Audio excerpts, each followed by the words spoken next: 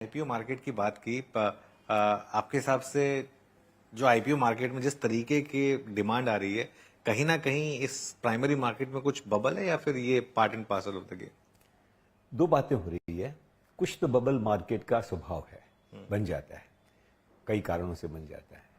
दूसरा ये है कि retail is here to stay. तो ये जो एस्पिरेशन है हमारे मिडिल क्लास, हमारे मफसल एरियाज के अंदर कि हमें शेयर मार्केट में जाना है, यहाँ कमाई होती है, आएगा। हर नया वर्ग आता है, थोड़ा कमाता है, फिर मार खाता है, फिर थोड़ा पुराना हो जाता है, फिर वो सीख जाता है, फिर नया वर्ग आता है। तो अभी भी हमारा पेनिट्रेशन एक साथ बढ़ा है, लेकिन still it's very way way behind. America का देखें तो हम तो बहुत पीछे हैं अभी। तो ये तो पेनिट्रेशन बढ़ता रहेगा। जो हाई वैल्यूएशन है वो तो किसी के प्रमोटर को छोड़ के किसी के लिए अच्छे नहीं होते। तो अभी हाई वैल्यूएशन तो मार्केट के अंदर है, लेकिन एपेटाइट इतनी है।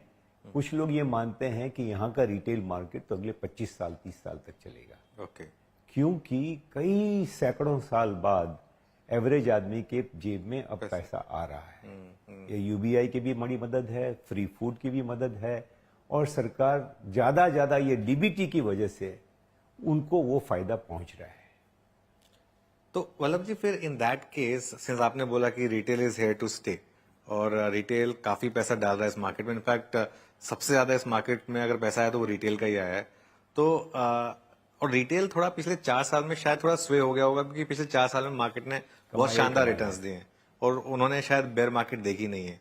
तो आपका उनको क्या संदेश होगा, क्या एक्सपेक्ट करें इस मार्केट से इन टर्म्स ऑफ कंपाउंडिंग, और किस तरीके के रिटर्न्स के लिए तैयार है? चाहे आप कुछ भी हो, when I say retail is here to stay is like markets are here to stay.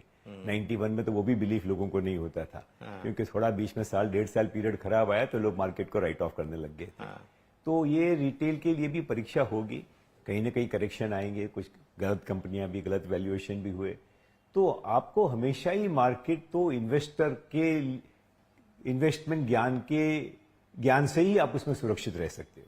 ये टेक्निकल फ्लोज, इससे आप सुरक्षित नहीं रह सकते हो, क्योंकि ये तो आज है कल नहीं। तो इन्वेस्टमेंट का तो फार्मूला यही है कि आप अपना सही भाव सही समय पे आप शेयर खरीदोगे तो ही कमाओगे। एक ही शेयर को